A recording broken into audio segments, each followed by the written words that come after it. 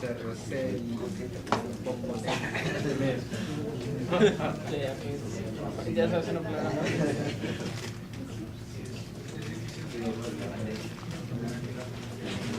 Les cae muy chida, ¿no? Pues sí. Que hablan japonés, pero le ponen subtítulos de que está hablando en serio. No sé eso. Oye,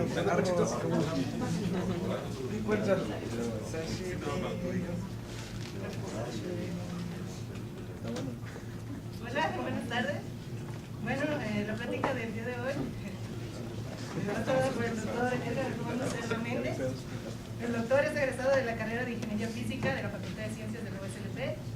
Se graduó de la maestría en Ciencias Aplicadas aquí en el ICO en el 2001 con el tema de tesis de caracterización de pozos cuánticos usando espectroscopía de reflectancia anisotrópica. Se graduó del doctorado en Ciencias Aplicadas en Fotónica, también en el ICO, en conjunto con la Universidad de Montpellier en Francia, con el tema de estudios ópticos de galio indio arsénico antimonio sobre aluminio galio arsénico antimonio, basados en estructuras de múltiples pozos cuánticos y dispositivos. Del 2007 al 2011 realizó una estancia postdoctoral en el Instituto Paul Rude en Berlín, en colaboración con la Universidad de Sheffield, Inglaterra, con el tema modulación coherente de microcavidades polaritónicas y condensadado de polaritones usando ondas acústicas superficiales. Y pues actualmente trabaja como investigador en el Instituto Paul Rude en Berlín y nos va a hablar de los condensadores cuánticos y metales acústicos. Un aplauso.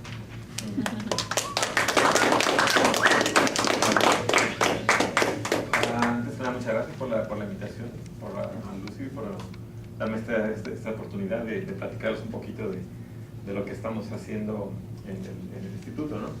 Bueno, ya vieron el título, que en este punto no les debe decir mucho, pero vamos a tratar de aclarar qué estoy tratando de decir con esto, ¿no? Antes les voy a dar unos comerciales del instituto en el que estoy trabajando, ¿no? Se llama Paul Drude. Como ustedes probablemente sabrán, Paul Drude era un físico muy famoso. Hay sus modelos todavía se usan actualmente, con una vida muy trágica, ¿no? Se suicidó a los 31 años, nadie sabe por qué, pero en fin, bueno, el instituto tiene su nombre. Está en Berlín, en Alemania, supongo que saben dónde está Alemania.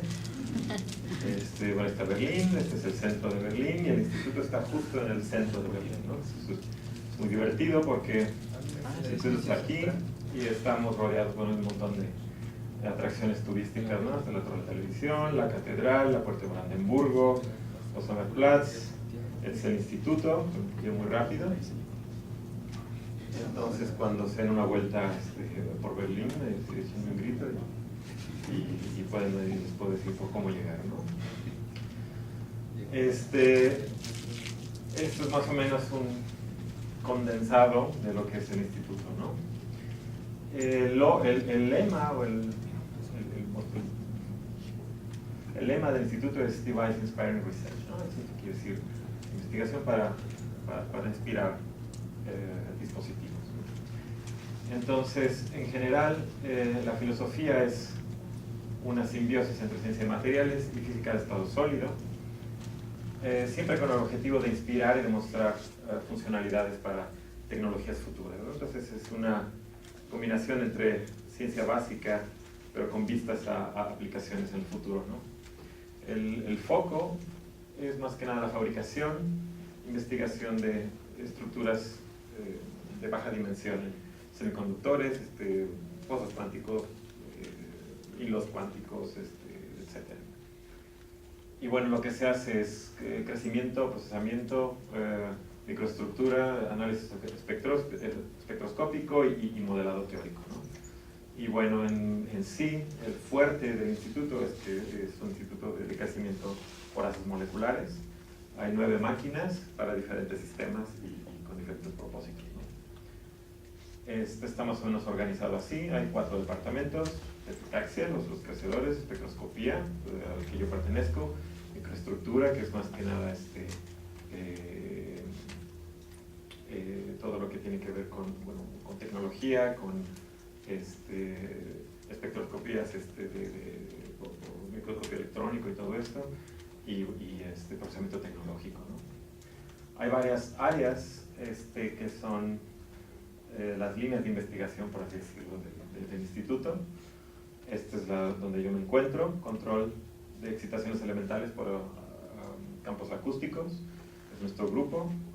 Después hay ferromagnetos, estos básicamente estudios en espintrónica. Estos son la gente que hace láseres de cascada. Nanoanalytics, esto quiere decir espectroscopía electrónica. Nanofabricación, esto también es procesamiento. Y hay un área muy fuerte que tiene que ver con nanohilos, ¿no? Nanowires para aplicaciones electrónicas, para emisores, detectores, etc. Y este es Henning Wiegel, ¿no? Nuestro director, ¿no? Que incidentalmente llegó al mismo tiempo que llegué yo. Esto es más o menos la gente con la que colaboramos. Este es el líder del grupo, Pablo Santos. Él es el crecedor y bueno, tenemos una colaboración muy fuerte con la Universidad de Sheffield, con estas dos personas, el Dr. Skolnik y Dmitry Kristanovsky, y últimamente con un físico teórico en Rusia, ¿no? Sergei Gavrilov. Es un grupo más o menos compacto, pero bueno, eficaz, ¿no? Entonces, esto es lo que quiero decirles, ¿no? Es un temario, tal vez es un poco ambicioso, pero vamos a ver si llegamos a todo, ¿no? Voy a empezar hablando un poco de cosas muy generales, lo que es esto de la condensación cuántica, que es un condensado. Después les voy a hablar de lo que yo trabajo, que son estas partículas, polaritones excitónicos o polaritones para los amigos nada más, y cómo forman condensados, ¿no? Después les voy a platicar cómo usamos estas ondas acústicas para crear estos cristales, estos medios cristalinos para los polaritones y cómo los modulamos. Y finalmente les voy a dar un ejemplo que es un resultado reciente de un objeto muy particular que se forma en este tipo de cristales, ¿no? con estas partículas que se llama un solitón de gamma. Ok, entonces, como yo no soy experto en esto, en realidad, les voy a dar una definición de lo que es la condensación Bose-Einstein, ¿no? Entonces es básicamente una transición de fase, tal vez es mejor si pongo primero el video de este señor, que él sí sabe de lo que está hablando, ¿no?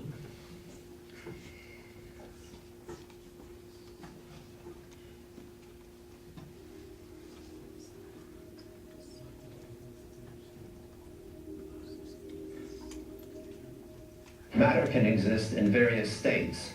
Atoms at high temperature always form gases. If you cool the gas, it becomes a liquid. If you cool the liquid, it becomes a solid. But under certain circumstances, if you cool atoms far enough to extremely low temperatures, they undergo a very strange transformation. Pero les pregunté cómo andan de inglés, ¿entienden o no entienden nada? ¿Sí? ¿Cero? They undergo an identity crisis.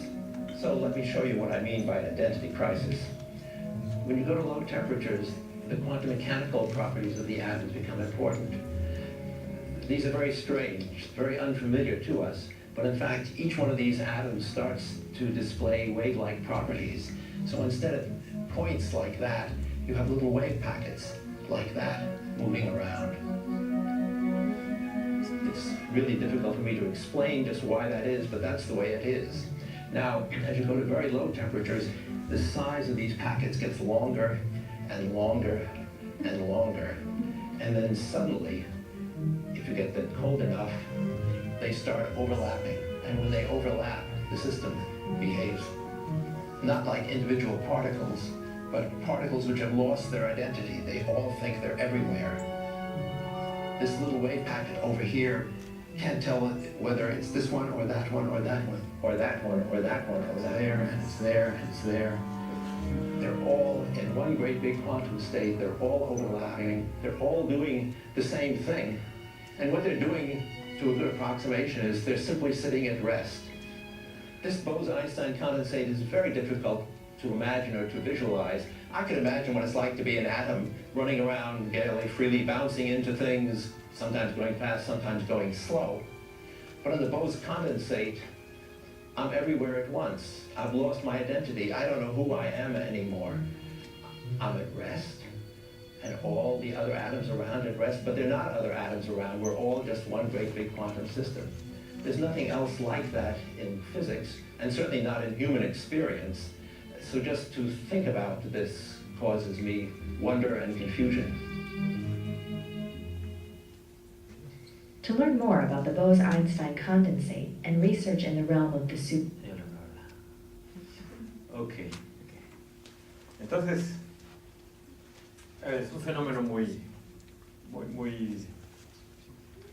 fascinante, ¿no? Es algo muy interesante, ¿no? Entonces esto se puede resumir en esta definición, que es la formación espontánea. No se necesita hacer nada más que bajar la temperatura lo suficiente para unos átomos, y espontáneamente van a formar un estado cuántico macroscópico único, ¿no? Es lo que dice el doctor Kleffner. Tienes átomos y de pronto ya no son partículas individuales, sino que todos forman una sola partícula, un solo estado cuántico que es macroscópico, y que exhibe correlación espacial de largo alcance. Bueno, esto no es muy importante ahora, a partir de un gas inicialmente no correlacionado, compuesto de partículas bosónicas, ¿no? Entonces, una de las condiciones es que esas partículas sean bosónicas, que tengan un spin entero. Entonces, la condensación es básicamente uno parte de unas partículas, les pone ciertas condiciones y todas se convierten en una sola. Tiene esta crisis de identidad. Entonces, este estado de la materia se llama Bose-Einstein porque fue predicho por este señor hindú, que nadie lo conocía hasta que contactó a Albert Einstein con esta idea. Este es un manuscrito que encontraron por ahí en la biblioteca allá en Alemania, del paper original. Y bueno, esto era un concepto teórico, duró mucho tiempo sin poder ser demostrado. Después, en el 38 se demostró la cuestión de superfluidez. Pero no había una conexión directa con que un superfluido fuera en realidad un condensado. Y fue hasta 1995 que se hizo la realización de un condensado experimentalmente, ¿no? Por este grupo del Gila, ¿no? En Colorado. Y lo hicieron utilizando átomos de rubidio a una temperatura, pues básicamente casi cero, ¿no? 170 nanokelvin, ¿no? 10 a la menos 9 grados Kelvin.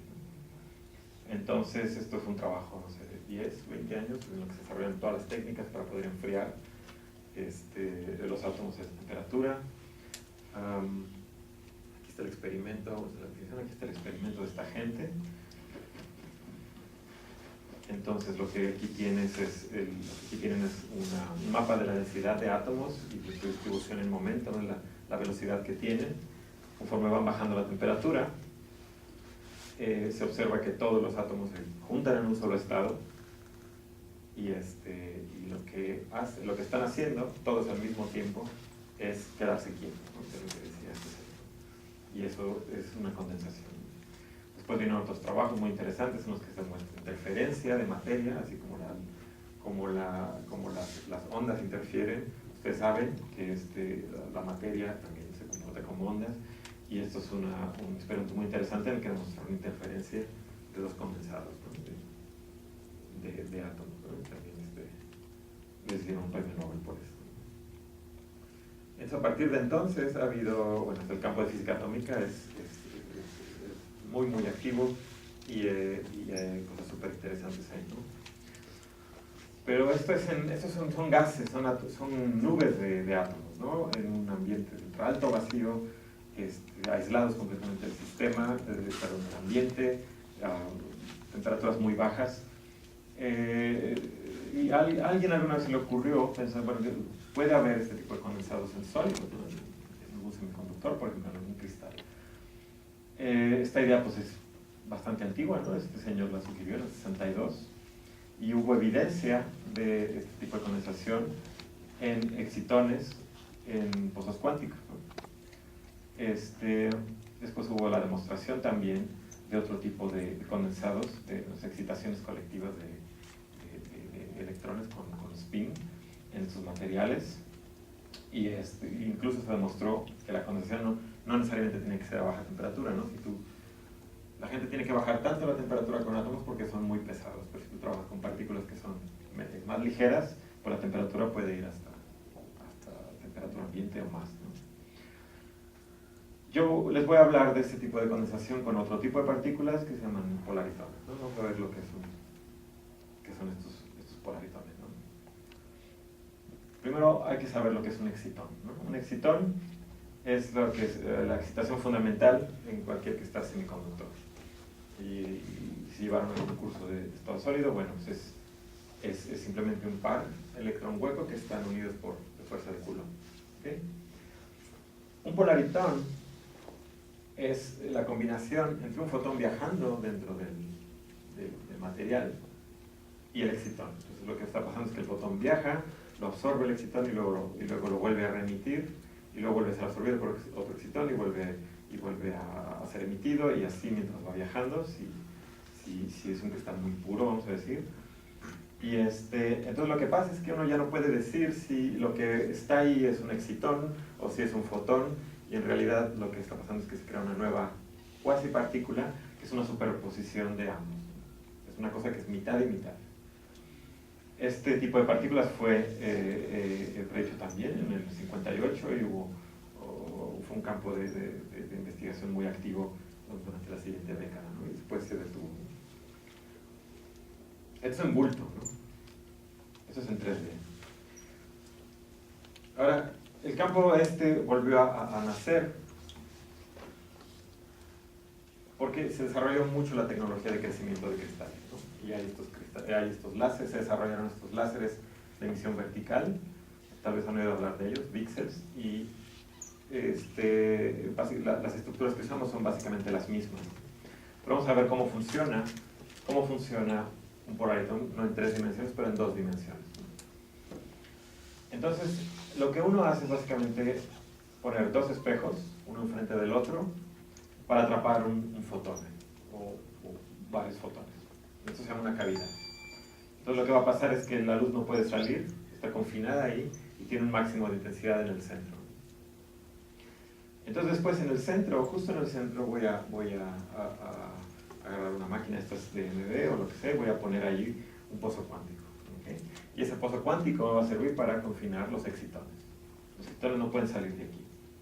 Entonces yo voy a traslapar la posición espacial del máximo del campo electromagnético con la del pozo cuántico.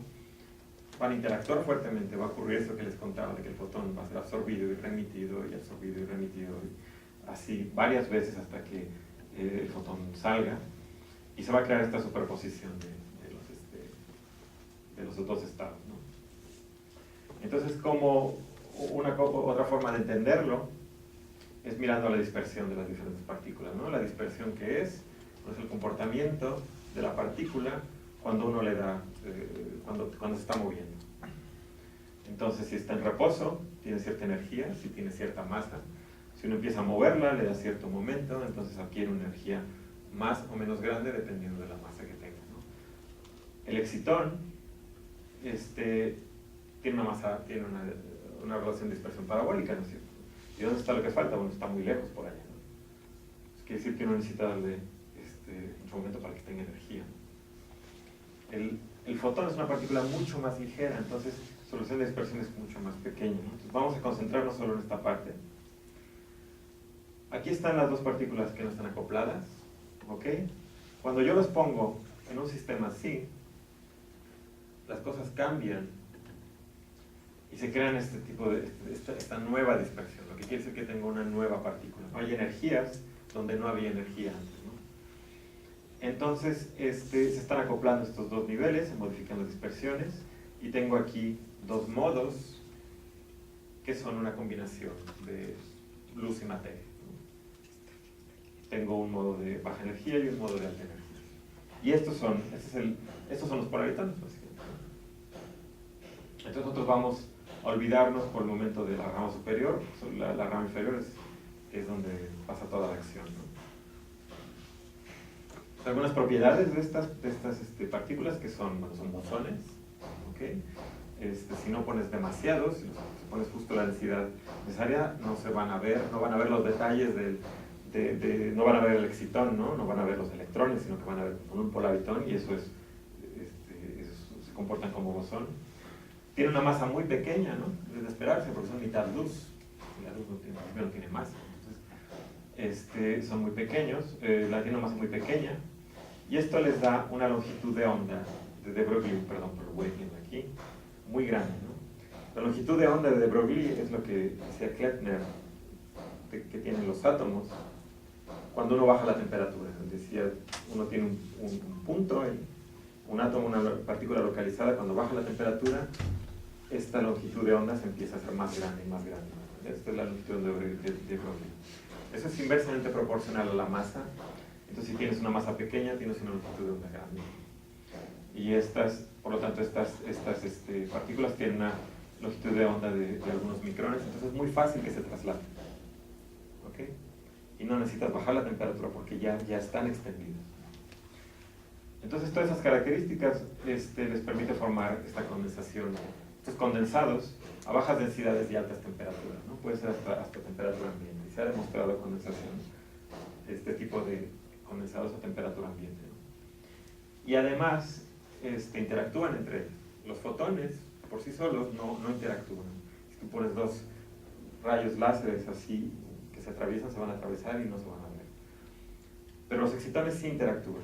Entonces, cuando tú mezclas estas dos partículas, tú creas interacciones que se traducen en comportamientos no lineales, ¿no? Los fotones pueden interactuar entre ellos, ¿no? A través de la componente excitónica. Eso también da propiedades muy interesantes, ¿no?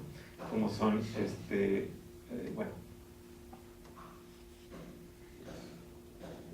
como es el superfluido, formación de vórtices. Les voy a enseñar unas fotos. Tal vez les enseñe una vez. La encuesta. Aquí está, ¿no? ¿Por qué desaparece? Bueno. En fin. Entonces, déjenme platicarles muy rápido cómo se forma este condensado de polaritones, ¿no?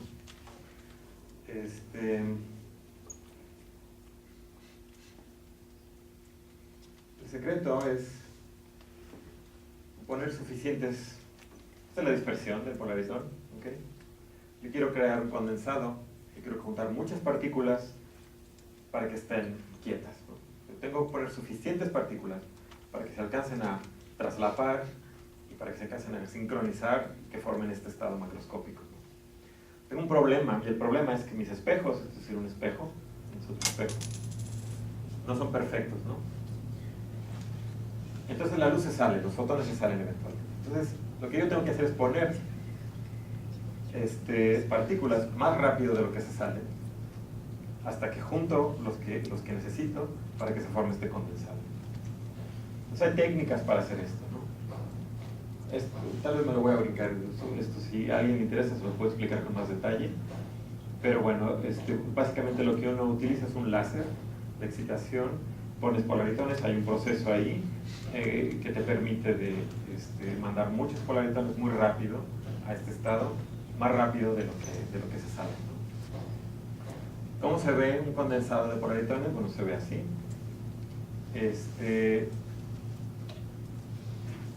Es posible, les voy a contar cómo, ver la dispersión del polaritón. Esto que están viendo aquí es un experimento en el que se puede ver la dispersión que les enseñaba hace rato, ¿no? Es esta parte parabólica, es esto que está aquí. Con un experimento de fotoluminiscencia es posible ver la dispersión de los polaritones, ¿no? Y aquí uno puede calcular su masa, por ejemplo. Si yo pongo suficientes polaritones suficientemente rápido y los junto aquí, entonces voy a ver esta transición de fase. La transición de fase se ve así. Cuando tengo suficientes partículas, esto deja de verse así y de pronto se convierte en la emisión, emite solo de un punto, ¿okay? Quiere decir que todas las partículas que antes estaban distribuidas en todos estos estados, ahora solo están aquí y están todas con un momento igual a cero. Y esta emisión es muy muy intensa, es como 1000 veces más intensa. Y si se fijan, bueno, aquí está desplazado, hay un corrimiento de energía y y esto es porque los polarizantes interactúan entre ellos, como les contaba. Entonces, eso incrementa la energía del sistema, ¿no? Eso no es muy relevante. Entonces, desde que se demostró esta condensación, este es el paper en el que se demostró, aquí está, si se fijan, esta figura es muy similar a la que les mostraba de los átomos, está hecho a propósito para que la gente les crea. Aquí está el experimento que les enseño ahorita, uno empieza con los polarizantes con un montón de estados, pones más y más y más y más, hasta que todos están en el mismo estado, todos están juntos, que está aquí, y desde entonces ha habido un montón de experimentos muy interesantes, en el que se hacen trampas. Aquí se ve, es un experimento muy bonito en el que tienes un mínimo de potencial, generan los polarizantes aquí, es como un líquido en el que se van bajando, ¿no? Van bajando hacia el mínimo de energía. Si los pones en el mínimo no se salen, si los pones del otro lado del mínimo, en esta parte del potencial también baja, ¿no? Entonces es como un líquido, ¿no? Y eventualmente se demostró que en realidad es un superfluido, se comporta uno de estos condensados de polarizantes tiene propiedades de superfluido, que quiere decir, por ejemplo, que si ve un objeto, puede pasar sin fricción, no se ve afectado por el objeto, ¿no? Es el experimento que está aquí. El objeto es un defecto en el cristal, puede ser cualquier cosa, vamos a decir que es una basura o lo que sea, un agujero en la muestra. Esto es el flujo de los polarizantes por debajo cuando no están condensados. Entonces, uno ve que hay estas interferencias, ¿no? Porque están viendo el obstáculo, ¿no? Cuando haces el condensado, el flujo pasa como si el objeto no estuviera ahí, nomás le da la vuelta, pero no hay backscattering, no hay partículas que se regresen, porque es un superfluido. También se pueden ver estos objetos vórtices, como remolinos, pero con propiedades, con un momento angular cuantizado, etc. Es un campo muy activo y que está muy en desarrollo. Y eso está muy bonito, ¿no? Y que padres fotos y todo, pero ¿para qué lo quiere uno, no? Entonces, el concepto que más o menos tiene la gente es poder tener un fluido de estos en algún chip, ¿no? Entonces hay unos experimentos muy interesantes de chips cuánticos para manipulación de condensados de átomos. Este es un grupo de un premio Nobel también en Múnich, y bueno, tienen ahí una serie de unas cosas muy complicadas con las que pueden mover los condensados, hacerlos interactuar y todo esto, y hay un montón de ideas para generar, por ejemplo, estados no clásicos de luz, enredamiento de fotones, por ejemplo, enredamiento cuántico, que tienen un montón de aplicaciones, o más bien son la base de lo que es ahora un poco lo que se parece que es el nuevo paradigma de información y procesamiento, que es información cuántica. Hay otros experimentos muy interesantes para hacer simulación cuántica. Esto quiere decir que hay problemas que una computadora normal o clásica se tardaría 1000 años en resolver, literalmente, ¿no? Si uno tuviera una computadora cuántica, en principio esto se podría resolver en una semana, ¿no? Entonces hay un montón de problemas que se pueden tratar de esta forma, y por eso hay tanto interés en desarrollar este tipo de sistemas, ¿no? Un poco la visión que tenemos es desarrollar chips con funcionalidades de procesamiento cuántico, ya sea para generación de estos estados o simulación, por ejemplo, simulación cuántica utilizando esos polarizantes. ¿Por qué? Porque están en un semiconductor, y la tecnología de semiconductores pues está muy desarrollada. Y en particular nuestra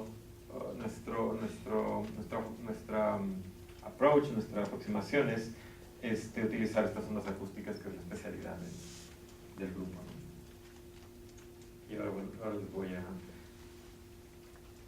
Y la ventaja es que podemos hacer este tipo de cristales, ¿no? Les voy a mostrar cosas. Pero déjenme contarles, me adelanté un poquito antes, cómo se hace el experimento, ¿no? Y qué tipo de muestras estamos hablando, ¿no? Entonces, Yo les enseñé hace rato la foto con los dos espejos y el pozo cuántico, ¿no? Esto básicamente se puede hacer en un cristal de arsénico regalo y es lo que usamos. Por acá abajo está el substrato. Uno va con un crecedor muy bueno, lo pone en el MD y se empiezan a crecer una serie de capas. Y estas capas tienen la función de ser un espejo, forman un espejo por interferencia óptica. Entonces tengo mi espejo, después crezco otra capita donde voy a poner el pozo cuántico y después le pongo otro espejo encima. Y esto es la cavidad, y aquí tengo atrapado el fotón, y aquí tengo atrapados los excitones, y todo está bien hecho. Entonces voy a observar este acople y tengo los polaritones. Tienen esta propiedad muy útil. Porque imagínense que tienen un polaritón rebotando arriba para abajo aquí, eventualmente sale, entonces va a emitir un fotón y el fotón sale pues para arriba. Y eso es que tiene un momento cero, un momento porque la proyección del plano es cero. Entonces yo mido la energía del fotón que sale aquí y me va a dar esta energía. Después mido otro fotón que ven rebotando aquí, eventualmente va a salir con un ángulo, ¿no? Y mido la energía de ese otro fotón y me va a dar aquí. Y así puedo medir la energía de todos los fotones que salgan, con diferentes ángulos, y me va a dar la dispersión.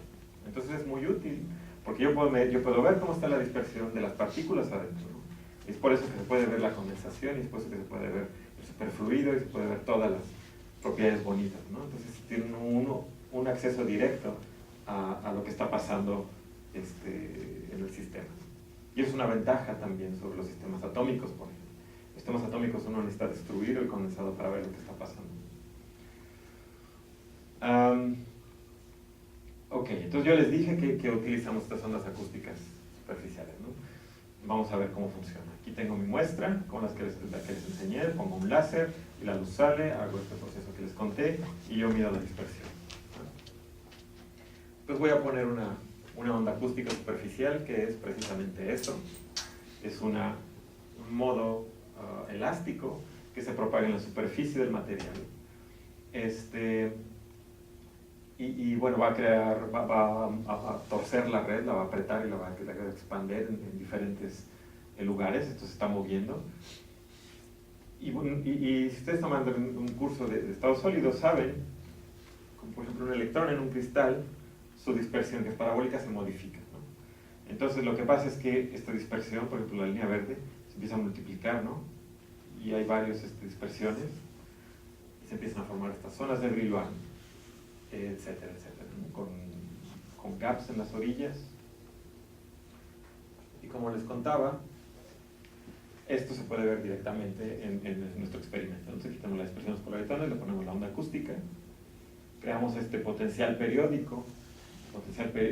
Esta onda va a modificar la estructura de forma periódica, de forma que los polaritones que están viviendo aquí, que antes se podían mover libremente, ahora van a ver una modificación periódica. Unos van a rebotar, otros van a hacer cosas diferentes, y todo va a resultar en esta formación de las zonas de Brillouin, etc., ¿no? Entonces, este experimento es muy bonito porque uno en general ve la dispersión como una construcción matemática abstracta, que en realidad no lo es tanto, y aquí está, ¿no?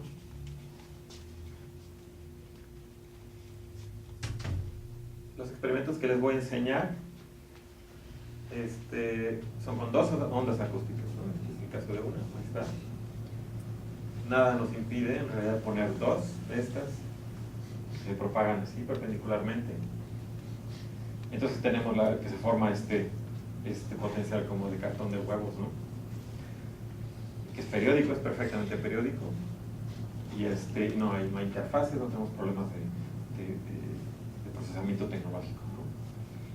Si uno viera la banda de conducción, por ejemplo, de los pozos cuánticos de la banda de valencia, se vería una cosa así, y aquí se puede ver que hay mínimos de potencial donde uno puede confinar los excitones. Igual hago mi experimento, mido la dispersión. La dispersión, bueno, es un poco más complicada que la anterior, ¿verdad? Que era con una sola onda acústica, pero está un poco más, tiene un poco más de cosas ahí, pero es porque, bueno, hay dos ondas acústicas, ¿no? Pero al final se puede entender. Uno puede hacer una medida especial, ¿no? Y puede de hecho, ver, aquí estoy viendo una dirección del espacio recíproco, pero se pueden ver las dos, se puede hacer un mapeo de las, donde uno puede dibujar encima de las zonas estas, las zonas de Bilbao. Aquí está la primera, aquí está la segunda, la tercera, etcétera, ¿no? Y uno puede, eso es muy útil también porque le permite identificar en dónde están los puntos de simetría interesantes, ¿no? Y esto es básicamente un cristal, ¿no? Son las características de un cristal bidimensional. Okay. Y entonces ya tengo el condensado, ya les conté cómo hacerlo, hay que poner muchos polaritones ahí para que se empalmen, se sincronicen con mi condensado, y tengo un cristal, ¿no? Un cristal artificial que yo puedo controlar. Yo puedo determinar qué tan profundo va a ser esto. En principio puedo determinar qué tan grande pues el periodo de esto. Entonces tengo un sistema que es muy interesante. Entonces vamos a ver qué le pasa a los polaritones cuando yo los pongo en ese potencial. Esta foto es la que les enseñé al principio. Aquí se ve un poquito de la dispersión, ¿verdad? Pero es un condensado. Todos los polaritones están ahí sentados con momento cero. Si uno ve la dispersión, es el dibujo, ¿no? ¿Esto qué quiere decir? Si yo veo la muestra de frente, que no es muy recomendable, pero lo que va a pasar es que yo tengo un haz de luz que se emite perpendicularmente a la superficie, ¿no? Entonces no hay que perder de vista lo que significa el K con la emisión, ¿sí? Es un láser, básicamente, es muy parecido a un láser.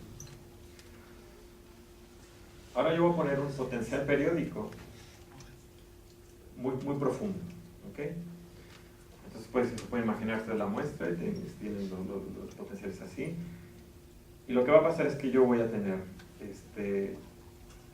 mínimos de potencial y los polaritones no se pueden salir de ahí, ¿okay? Eso quiere decir que están confinados, ¿okay? Si uno habla en espacio recíproco, o sea, viendo la dispersión, aquí está la sección más baja de la dispersión doblada, es esta de aquí, ¿okay? Es esta región de aquí nada más. Tengo aquí una banda y tengo aquí otra banda y tengo un gap entre ellos. Este es el close-up de eso. Veo que el condensado está como embarrado, ¿no? en la parte de abajo, ¿no? Se hizo más grande en el espacio. Eso quiere decir que la emisión está saliendo como un cono, con un ángulo muy bien definido.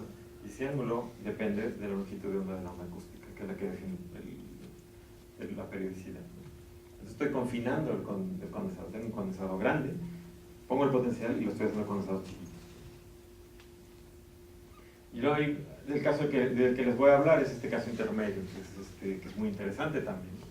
Aquí, bueno, uno más o menos puede imaginar, ok, lo tienes acá en K igual a 0, porque es el mínimo. Acá, bueno, pues también es un mínimo, ¿no? Y estás confinando, ¿no? Pero en este caso, en el que es un potencial que no es tan profundo, observamos algo que es muy interesante, ¿no? Tenemos dos puntos aquí. Quiere decir que tenemos dos beams, dos rayos de luz que están saliendo con un ángulo así. Y eso quiere decir que tenemos dos condensados sentados en estos máximos, justo en el borde de la zona de Brillouin. ¿Okay? Entonces, es aquí que les voy a mostrar este objeto que les comentaba al principio.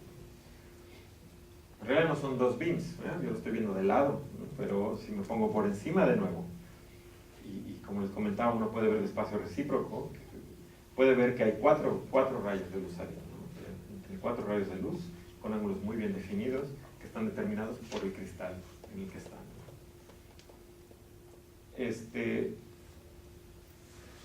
Y si uno ve el espacio recíproco, corresponde muy bien, ¿no? con estos puntos, los puntos M de las zonas de Brillouin.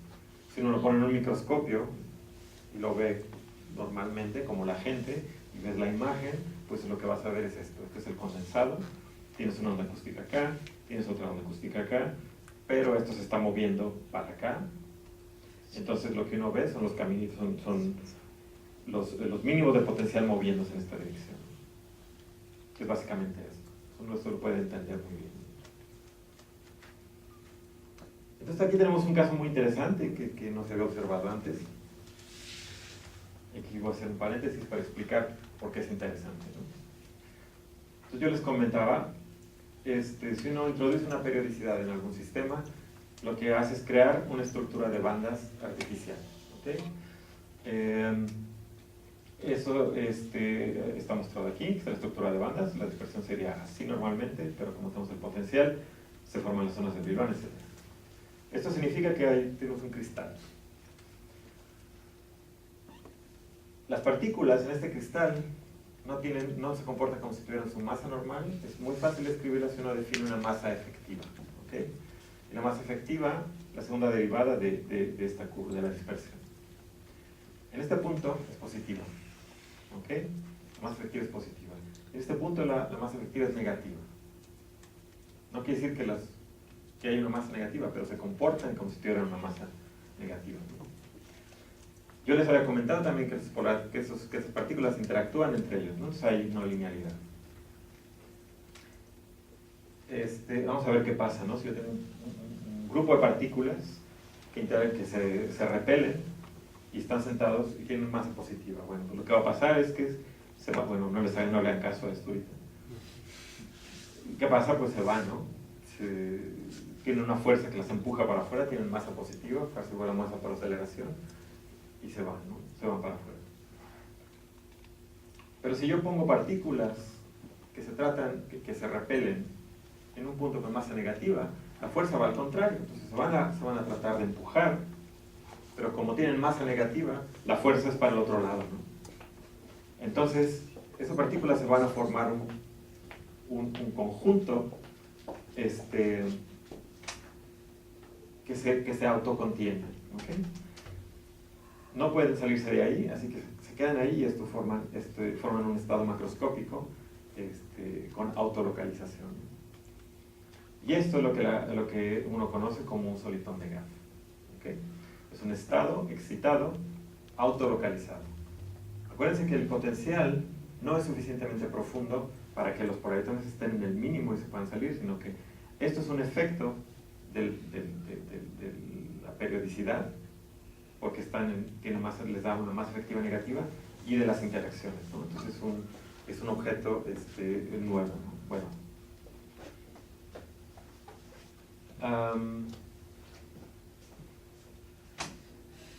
¿Cómo estoy seguro de que esto es un solitón de Gaff, ¿no? Porque puede ser que esto no esté realmente aquí, ¿no? Puede ser que esté acá. ¿Ok? Entonces la solución es, bueno, uno va y ve las energías. Esto es lo que les acabo de enseñar ahorita. Este es el espacio recíproco. Entonces a mí me gustaría ver que el estado que yo estoy viendo se forma un poquito arriba de esto, ¿no? Y sí, abajo de esto. Y bueno, si uno toma el espacio real, ¿ok? Y amplifica las partes, las regiones de energía por encima y por abajo, se puede ver que efectivamente esto tuve que multiplicarlo por 160 veces para ver la emisión de los pocos polaritones que están acá encima, y bueno, está claramente uno por encima y otro por abajo, y mi estado está en medio. Entonces con esto yo puedo asegurar que realmente es este objeto.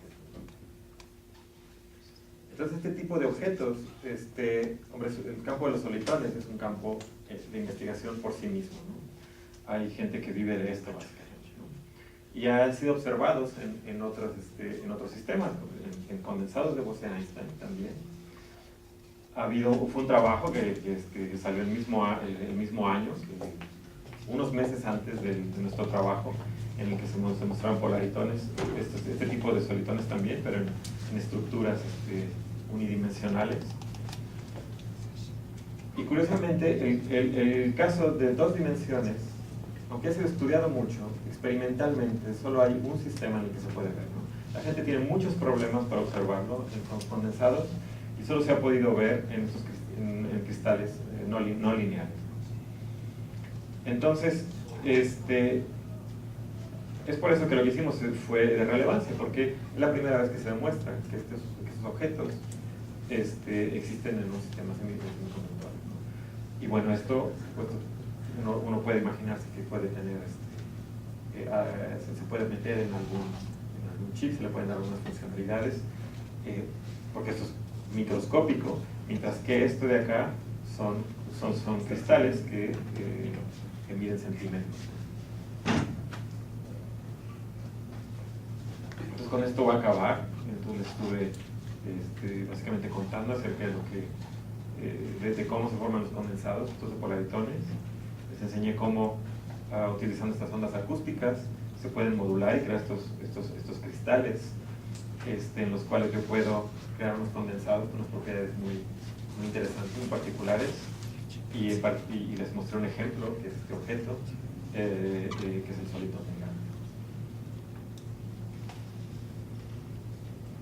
Cosas que queremos hacer o cosas que se pueden hacer, pues hay un montón, ¿no? De entrada, entender bien este solitón de gas, por ejemplo, o qué es lo que pasa en las propiedades temporales, ¿no? Si yo, por ejemplo, tuviera un arreglo así y yo hago un condensado que se propaga en uno de estos tubitos, yo puedo controlar qué tan alto es esto, ¿no? Lo puedo localizar o deslocalizar. Entonces lo que va a pasar es que este condensado que está aquí va a empezar a brincar y a regresarse. Esto es un fenómeno muy conocido que se llama oscilaciones de Josephson, por ejemplo. Estos son estudios fundamentales, pero como les contaba, también hay aplicaciones en el futuro, por ejemplo, la generación de estos fotones enredados cuánticamente. Hay un experimento muy interesante, pero para esto necesitamos utilizar longitudes de onda. Estas ondas acústicas que utilizamos ahora tienen una longitud de onda de 8 micrones. Si pudiéramos utilizar longitudes de onda de 1 micrón, entraríamos a un régimen en el que solo puedo tener un solo polaritón en cada uno de los huequitos, y eso sería muy útil para generar estos fotones únicos, ¿no? Que además estarían todos enredados, ¿no? Sería todos correlacionados, ¿no? Hay un montón de ideas para hacer estas cuestiones de simulación cuántica utilizando estos chips. Tienes que tener un chip en el que yo puedo simular un sistema y bueno, tener la respuesta inmediatamente, ¿no? Y también hay muchas perspectivas para trabajar a alta temperatura. Todos estos experimentos que les mostré es a 6 Kelvin, ¿no? No está un refrigerador como el que tiene acá abajo, un crióstato. Pero si uno cambia de material y utiliza otro material como con el nitruro de galio, entonces se puede en principio tener chips a temperatura ambiente, ¿no? Y esta sería una visión así. En el futuro tener un chip con propiedades cuánticas que opera a temperatura ambiente y no con láseres, pero inyectado electrónicamente, ¿no? O sea, hay muchas direcciones para donde ir. Y con esto les doy las gracias.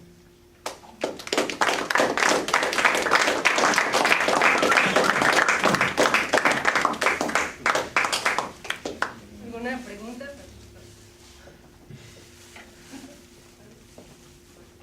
¿No? ¿Qué tiempo le toma a esta nueva cuasi estado formarse? Porque vaya, ahí lo presentas así en una diagrama muy bonita donde están todos separados. Es instantáneo, o sea, tú tienes tu experimento, tienes la muestra, y tienes el láser, y lo único que haces es aumentar la potencia del láser hasta que de pronto se forma, ¿no? Es una cuestión de nada.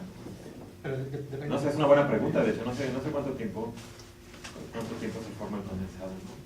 Pero debe ser del orden de 5 segundos, ¿no? depende de la potencia del láser. Para formarlo necesitas poner más luz. Ajá. Pero la velocidad del condensado, la velocidad de qué tan rápido se forma, debe depender más que nada del material, De la masa. del tipo de polaritones que tienes, el material, etc. Pero es instantáneo. ¿Y cuál es el objetivo de perturbar solo la superficie con ondas acústicas?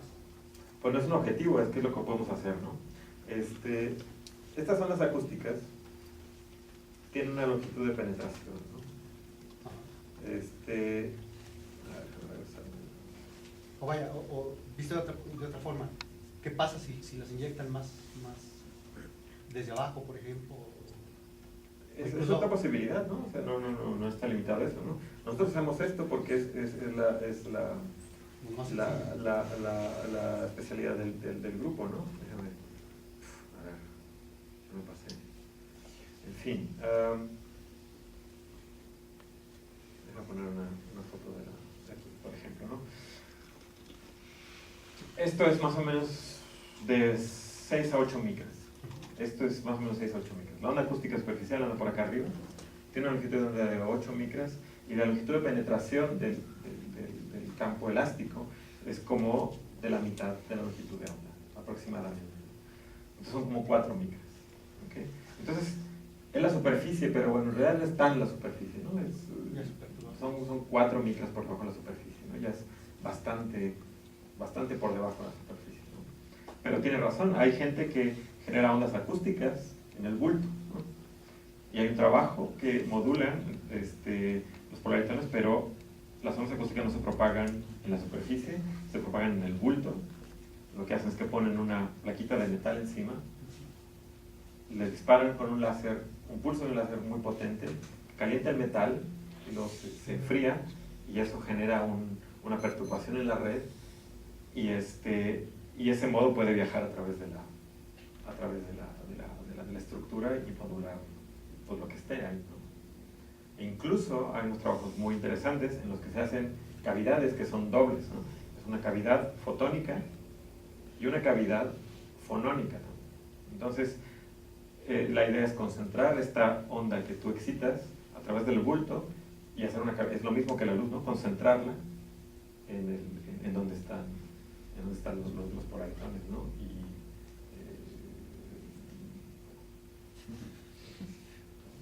¿Cómo generan las ondas acústicas? ¿Sobre electrodos? Son electrodos, básicamente. Sí. Bueno, no hablé de esto aquí, pero la tecnología de ondas acústicas es muy vieja, ¿no?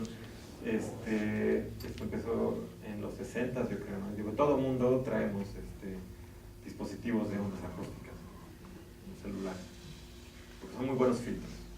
Entonces, debe haber más de un dispositivo de ondas acústicas. Y se generan con deposiciones metálicas en la superficie, ¿no?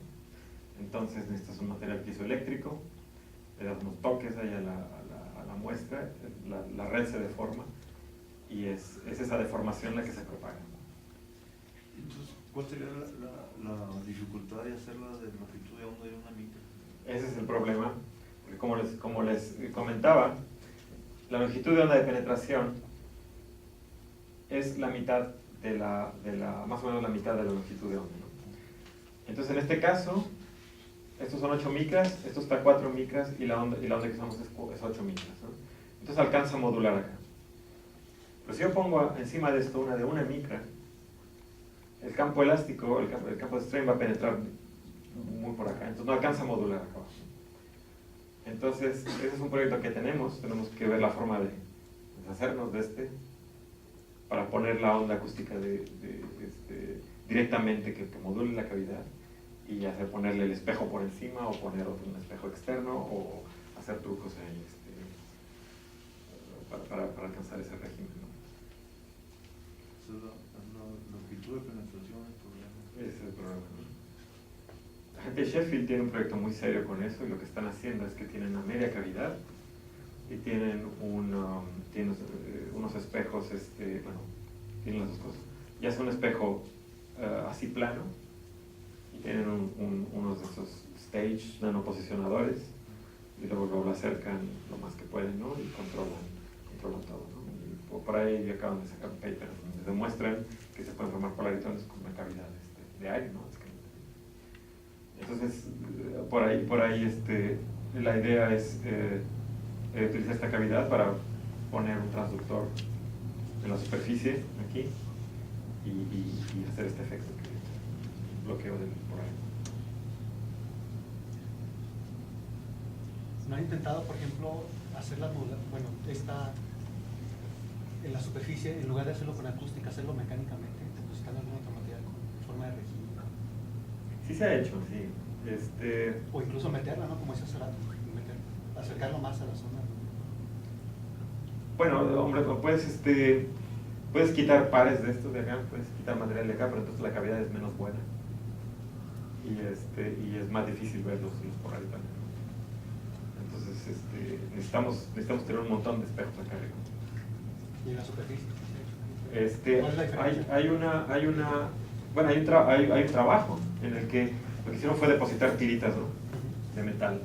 Entonces estas tiras de metal cambian el espejo, ¿okay? Le da más reflectividad o menos reflectividad.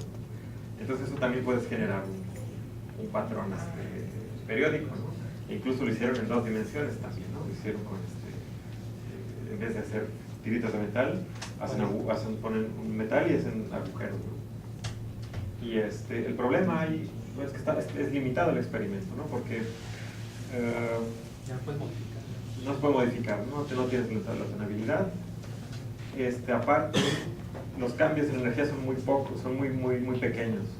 Entonces no puedes tener una red profunda, ¿no? Entonces es muy tenue la modulación. Pero hay esto es muy interesante con eso también. Es un grupo muy fuerte de que hacen. Dices que se espera hacer condensado a altas temperaturas con nitruro de galio. ¿Eso se debe a la masa efectiva? Eso se debe a que la energía de enlace del éxito. En realidad lo que está limitando con el arsenuro de galio es la energía del enlace, que son 10 mV. Entonces, temperatura ambiente son 26 mV. Si agarras el arsenuro de galio, los excitones se desaparecen, ¿no? No completamente, sigue habiendo, pero no hay suficientes para ver los proletariones. Ha habido ahí esfuerzos de la gente de poner un montón de pozos cuánticos y han podido ver condensación y todo esto por electrones como hasta 40, 60 Kelvin en el arsenuro de galio, ¿no? El nitruro de galio tiene bueno, no nada más que el nitruro de galio, también los 2 6, ¿no? Es el número de zinc, el número de cadmio. Tienen una energía de enlace que son 60 mV, por ahí, ¿no? 40 mV. Entonces eso está por encima de la temperatura ambiente, ¿no? El problema es que los materiales no son tan buenos, ¿no? Entonces crecer, nosotros usamos arsenuro de galio porque se pueden crecer material muy bueno, muy uniforme. El nitruro de galio es otra historia, ¿no? El crecimiento es mucho más complicado. Entonces lo que pasa es que hay un montón de defectos en las interfaces y esos defectos son trampas. Entonces no puedes tener una fase condensada extendida porque se forman mini condensados en los agujeros, ¿no? Entonces todas estas propiedades de superfluidez y todo esto son más difíciles de observar, ¿no? Pero sí hay publicado condensación de polarizones en nitruro de galio a temperatura ambiente. Sí.